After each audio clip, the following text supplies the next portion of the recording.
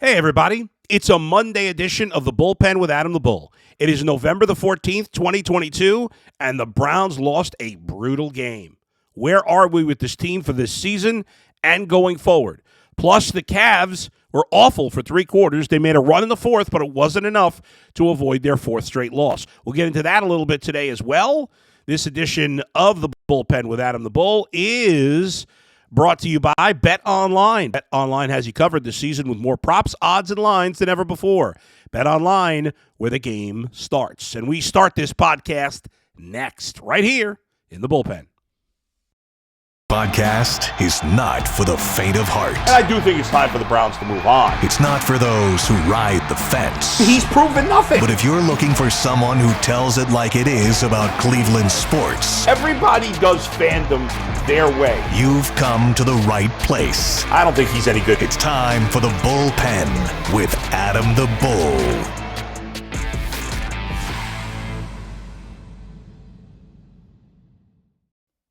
Well, on this Monday, as the Browns fall to 3-6, coming off a bye after a great win, it's hard to defend anyone or any thing involved with this team. I have been a supporter of Kevin Stefanski.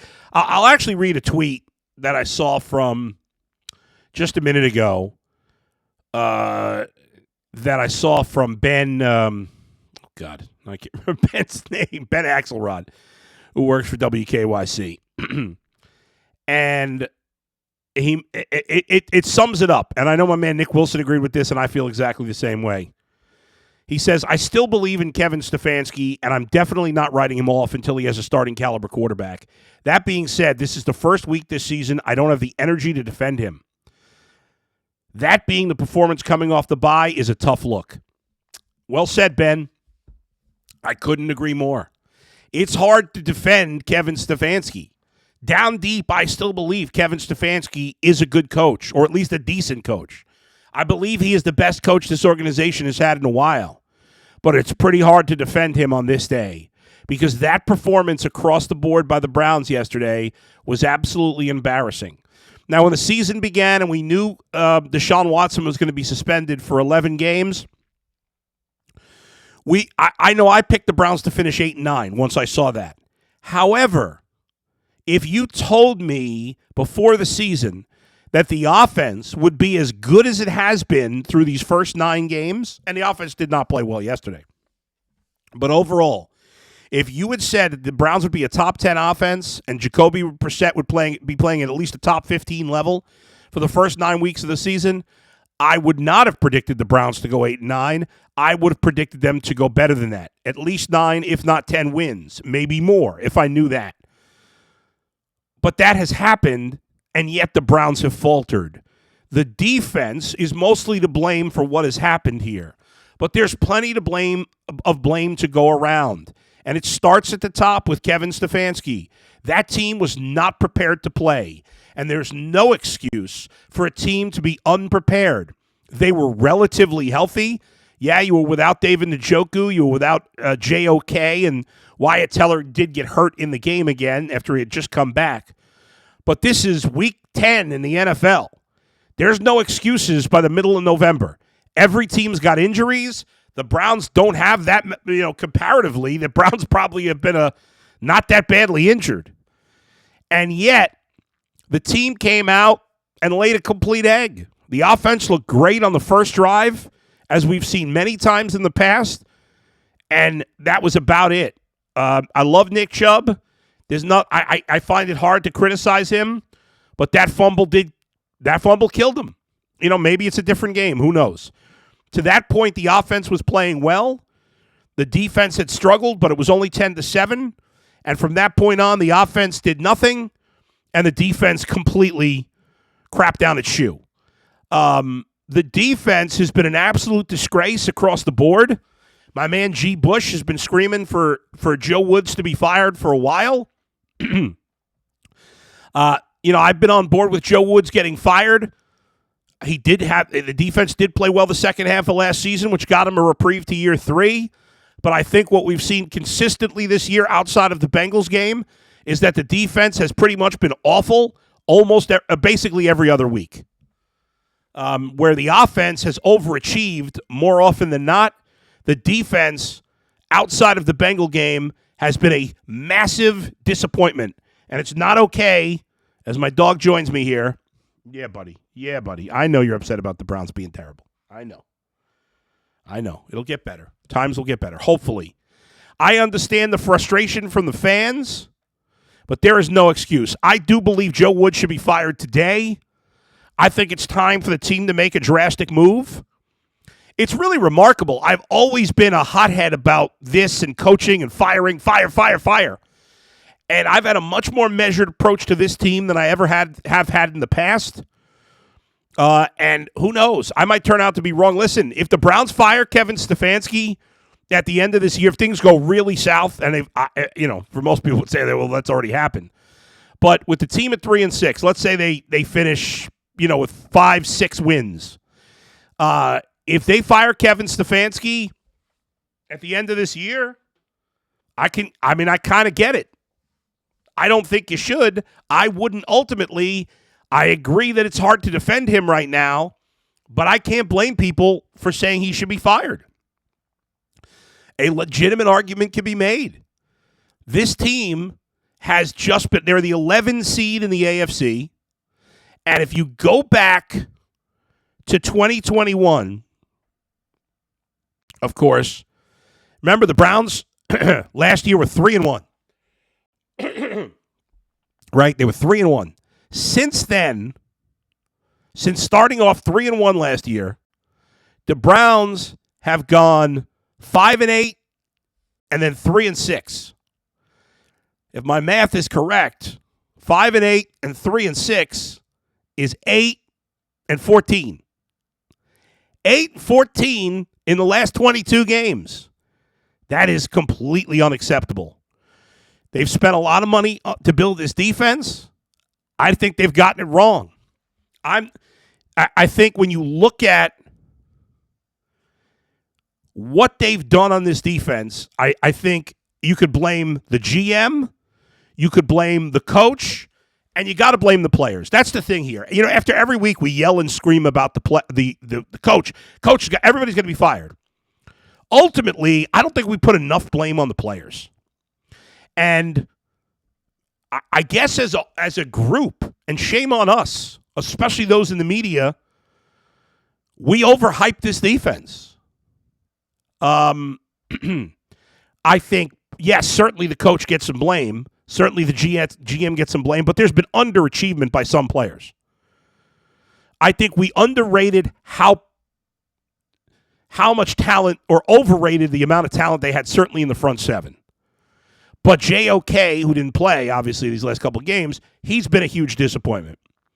In the secondary, I think they have the talent. I don't think they're playing well enough. I don't think they're coached well enough. But across the board in the secondary, nobody's played well enough. I'll give Martin Emerson credit. Overall, he's done a good job as a rookie. But Denzel Ward, Greg Newsome, John Johnson, Grant Delpit, and the rest of that group, besides Emerson, have all underachieved. I don't believe they're not talented. Those guys have, except for Delpit, those guys have all performed at high levels. Newsome did last year. Denzel Ward has for most of his career. John Johnson did with the Rams. For some reason, these guys are not playing at a high level. Now, part of it is because the front seven's not good enough, and they're not getting any consistent pressure on the quarterback because Myles Garrett is the only guy who has the ability to get to the quarterback, and he's getting double and triple teamed pretty routinely. The whole trade Myles Garrett thing is stupid. Myles Garrett's an excellent player. He doesn't make as many highlight plays as a couple of other defensive players in the league. I'll give you that. But I think a lot of it is the talent around him.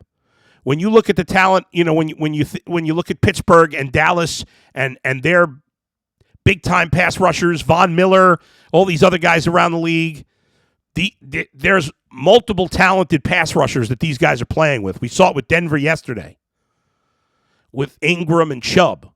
Not Denver. With Miami yesterday. We see it.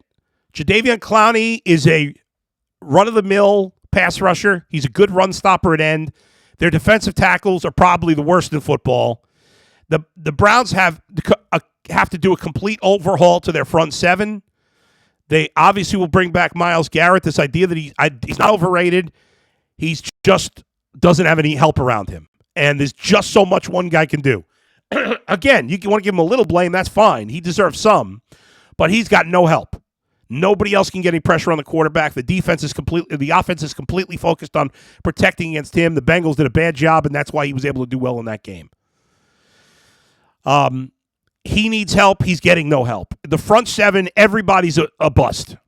JOK's been awful. Anthony Walker was doing a nice job, but he's hurt. He's a good guy, and I'm fine with them bringing him back. But, Taki shown them some things at time. Deion Jones, but these guys aren't reliable linebackers. They don't have linebackers that make plays. It's that simple. They don't have defensive tackles that make plays. They don't have defensive tackles that get pressure, that make an impact. Not even get pressure, like just collapse the pocket and force a double team occasionally. Like defensive tackles don't routinely, unless you're Aaron Donald or a couple other guys, defensive tackles aren't making a million plays in the passing game. But you at least have to account for them, and that's why they don't make a lot of plays, is because often those big guys who are tough in the middle, you got to help out with them. Or so you got a center guard combo, but you don't have to do that against the Browns because their defensive tackles are absolute trash. Offensively, the most reliable unit outside of running back on this team has been the offensive line. They were awful yesterday. And I don't care. I don't know what the PFF grades say. I don't care what they say. The offensive line was awful. They were just hideous across the board. Jedrick Wills is looking like a bust. Bust is strong. He's a huge disappointment. He's an average player at best, which you can get by with when the rest of your line is great, and right now it's not playing great. Conklin's been a little beat up. Wyatt Teller's banged up.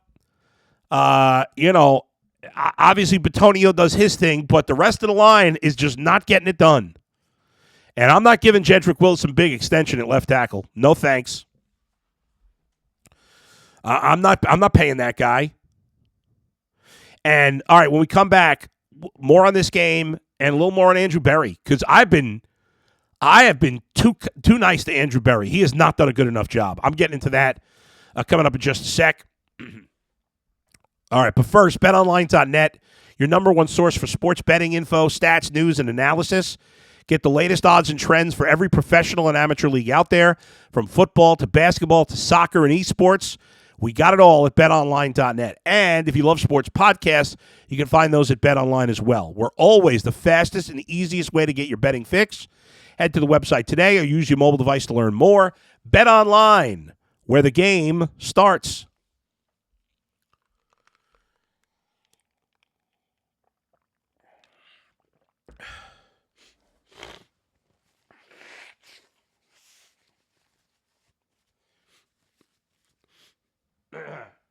You have to watch me blow my nose. Sorry. What can you do? I'm still on the back end of this COVID cold. That's a big mess. Now my whole family's got it. My wife's starting to feel better. My son tested positive this morning. So, been a bit of a disaster. Everybody's doing okay, though. So, Andrew Berry, I think early on, myself and many others decided Andrew Berry's a good GM. And as time has gone by, I think it's fair to question whether that is actually true. Let's look at his drafts. In 2020, let's look at the players he's drafted in the first 100 picks of the draft. He's drafted 9 players in the last 3 years in the first 100 picks of the draft. Jedrick Wills and Greg Newsome in the first round. JOK, Grant Delpit in the second round. Anthony Schwartz, Jordan Elliott, Jacob Phillips, David Bell, Alex Wright, and Martin Emerson in the third round. So that's 10 guys. I don't know if I said 9 or 10. 10 guys that have been drafted in the top 100 picks in the last 3 years. Jedrick Wills, not worth the 10th pick. He's been bad. He's an average player at best. Grant Delpit, for the most part, has been a huge disappointment at 44. Jordan Elliott and Jacob Phillips, not worth keeping. Anthony Schwartz, we know he's useless. JOK, the jury's still out. Showed some promise as a rookie. He's been a huge disappointment this year. Greg Newsome looked great as a rookie. He's been a disappointment in year 2. I'd say that's a good pick. Solid pick at 26. I'm fine with that. Martin Emerson looks like a good pick. Alex Wright, David Bell, jury out, but the early signs are not good. Overall, his 10 picks in the top 100 of the draft have not been good. Have we had some surprises? 2020, DPJ in the 6th round, steal. That's a great pick. I think Nick Harris, who we took in the 5th round in 2020, is a good player, but he's been hurt. Harrison Bryant hasn't done much, but for a 4th round pick, okay, fine. Last year, James Hudson in the 4th round looks like a good pick. The rest of his draft, Togiai, Tony Fields, LeCount, and Felton, nothing. This year, too early to tell. Perion Winfrey looks bad. Cade York, I think, is going to be good. Jerome Ford, Michael Woods, rest of these guys we don't know. No stars, though. Best pick is a 6th rounder. The guys that look like definite starters, Donovan Peoples-Jones, Greg Newsome, Cade York, the kicker, probably Martin Emerson, and maybe JOK. That's it. Maybe Nick Harris, Grant Delpit, okay, possibly, and James Hudson. None of the guys are great. It's been me. Overall, his drafts have been at best a C. Not good enough. Free agent pickups. And trades have not gone great for the Browns. And so a lot of us, myself included, anointed Andrew Berry. He's not done a great job. There's plenty of complaints to go around. The Amari Cooper trade was a great trade. I'll give him that. But some of these other players, I think the David Njoku contract is looking pretty good. They got Ethan Pocic. That's a nice pickup. In terms of some of the other moves this team has made, Chase Winovich, useless. Brian Taven, useless. We've talked about the defensive side of the ball. Deion Jones, we'll see. So far, not impressed. Anthony Walker, solid signing. It's a mixed bag. I think he's done a better job on offense than defense. But however the organization is analyzing, and everybody makes a big deal about analytics. Everybody uses analytics. It's stupid to say analytics don't work. That's dumb. That doesn't make any sense. You don't know what you're talking about when you say that. There has to be a balance with the human element. I think it's been a mixed bag. I think most of what the Browns have done on the offensive side of the ball has been good. Now, in the end, it comes down to is Deshaun Watson the player he was 2 years ago when he gets back on the field? And especially by next year. Is he a superstar quarterback? If that's the case, the Browns' offense is going to be fantastic. But on the defensive side of the ball, we've seen consistently the Browns have drafted in the last 3 years 5 defensive linemen, and none of them look any good. And that's been the problem. If you add in linebackers, the Browns have drafted 8 players, either D linemen or linebackers, in the last 2 years. And the only one that has a chance to be any good is JOK. And that's been the biggest flaw. I think in other areas, Andrew Berry's done a decent job. It comes down to Deshaun Watson, and can this team find a way? He's got to get over this not getting rid of my own draft picks thing, because he's got plenty of guys that have to be moved on from. The Browns have a lot of work to do. It's not good enough. This team, with how Jacoby Brissett has played and how overall the offense has played through 9 games, should not be 3-6. And Kevin Stefanski's got to look himself in the mirror, and we can't just keep saying the same things every week. There has to be some accountability. A lot of people have complained about it. This is my first time doing it this year. There is no excuse for this performance. The Dolphins are a good team. I think myself and others didn't give them enough credit. I've always been kind of down on the Dolphins. I've always thought they were overrated when they've had good years in the past decade. I've consistently ripped the franchise. This year, I'm wrong. They're pretty good. Now, I don't know how good Tua is long-term, but right now, he looks great. And those two wide receivers are deadly. And the Browns, like, those guys didn't even have great games, but they got killed by all these other guys. And the Browns' run defense is a disgrace. Now, they're not talented enough there. We know that. But the coaching has got to find a way to make up for that. And they have not had the ability. Joe Woods has not had the ability to do that at all. And he can't keep getting a pass. The special team stinks. I think Mike Prefer's got to be fired too. I think the Browns have to bring in, probably not this year, even if they fired Joe Woods midseason, which I think they would have done it already, but it still could happen today. I think if the Browns are going to, moving forward with Kevin Stefanski, if he still is the coach next year, which I think he will be, but with Jimmy Haslam, you never know. And again, I think, as I said before, even though I wouldn't fire him, it's fair to say he should be fired. I think there's an argument to be made for that. However, if you do fire him, and if you do fire Andrew Berry, how on earth would anybody have any hope that Jimmy Haslam is going to get it right? Because Jimmy Haslam has owned this team for a decade. And if you've decided that Berry and Stefanski are bad hires, which they may be, then that means Jimmy Haslam for a decade has gotten every hire wrong.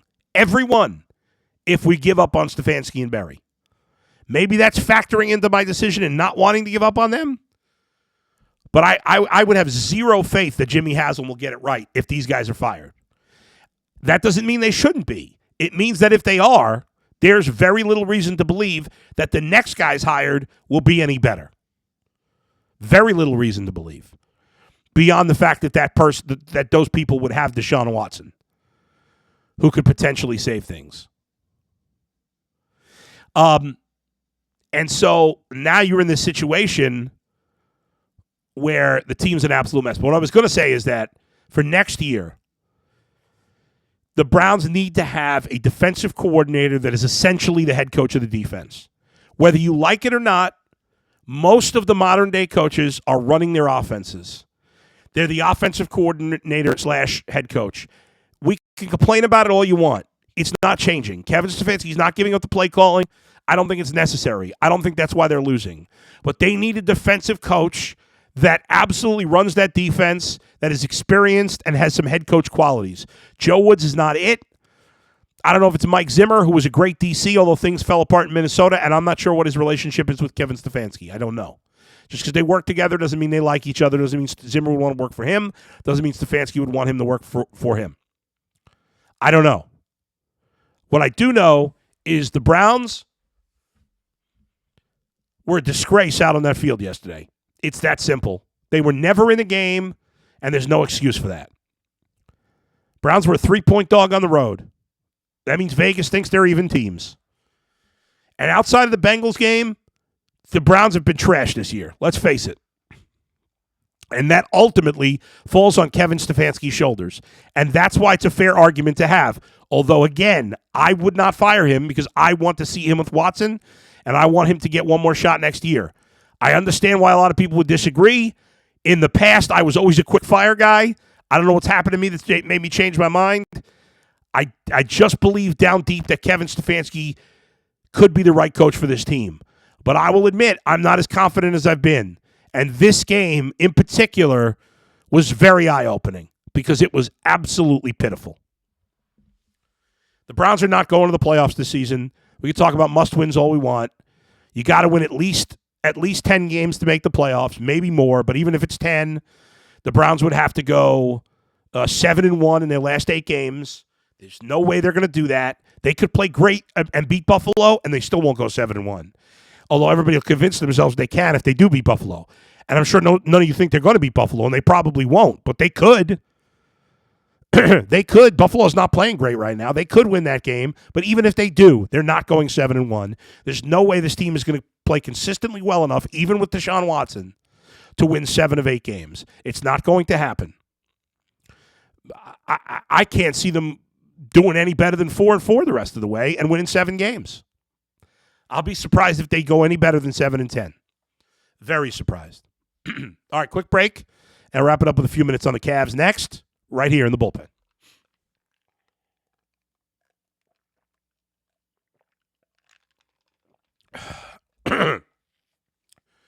So everybody's going, now that the Browns are a disaster, or they've kind of been, but now everybody's freaking out about the Cavs. Cavs, who got off to an 8-1 start, had won 8 in a row, have now dropped 4 in a row. They're 8-5. They're tied for third in the East. Panic has ensued. People are frustrated because they're mad already about the Cavs, about the Browns, and everybody's mad about the Cavs. The good news last night was Darius Garland was sensational. He scored 51 points. It was a great performance by him. The bad news is you lost to a bad Minnesota team, and he gave up 104 points after 3 quarters. The defense has been atrocious. Now, I know Donovan Mitchell and Jared Allen didn't play, but defense is all about effort and hustle. I get, Jared Allen's a big part of the defense. That's a factor. But it's not like Minnesota's that great a team. However, they do have 2 really big guys without Allen, and made it tough.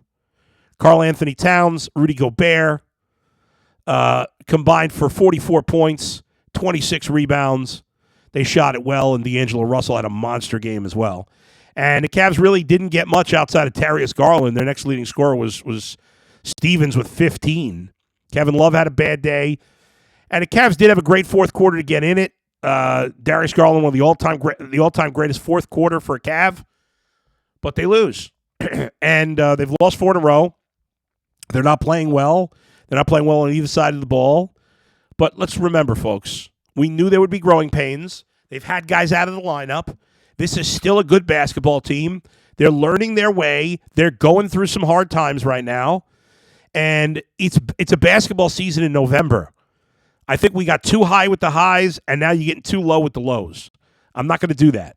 I might have got a little too high with the highs. I'm not getting too low with the lows.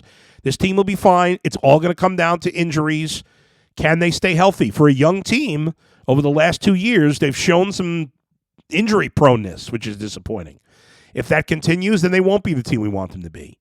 If they're healthy by the end of the year and have developed that chemistry, which I expect they will, then they're going to be good and dangerous in the playoffs. And we're going to not remember a 4-game losing streak in the regular season. I get it that some of these losses to the bad teams, the Kings and the T-Wolves. Big game coming up Wednesday. You go to Milwaukee.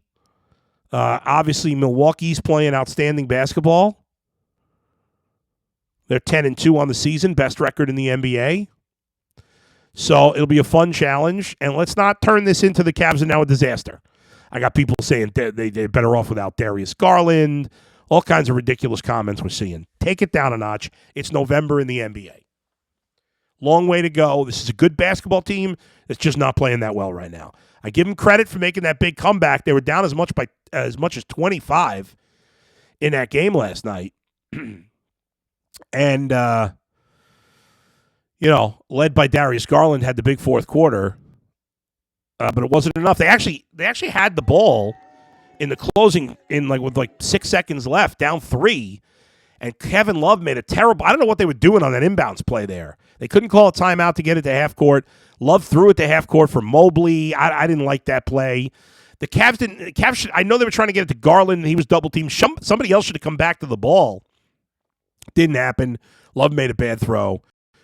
T-Wolves tacked on some free throws, and that was that. All right, more on the Cavs coming up this week. Make sure you join us in the Ultimate Cleveland Sports Show today. I'll be on from home again. Still fighting off the end of this COVID. Check out, make sure you subscribe. Make sure you become a member for $4.99 a month. Get the Coach's Tier bonus content. That's less than $60 a year for all that bonus content. Also, subscribe to the Ultimate Cleveland Sports Show and hit the bell. You'll get alerts to when the podcast comes up. You'll get alerts to when we're doing bonus content, post-game shows like we did yesterday, and all that stuff. So there you go. Check me out on Twitter, Adam the Bull. Check me out on Cameo, Adam the Bull. And check me out at AdamTheBull.com for ways to hire me for speaking engagements and to officiate your wedding, if you want to do that. I'll talk to you tomorrow and on the Ultimate Cleveland Sports Show today. Where else but right here in the bullpen. See you, everybody.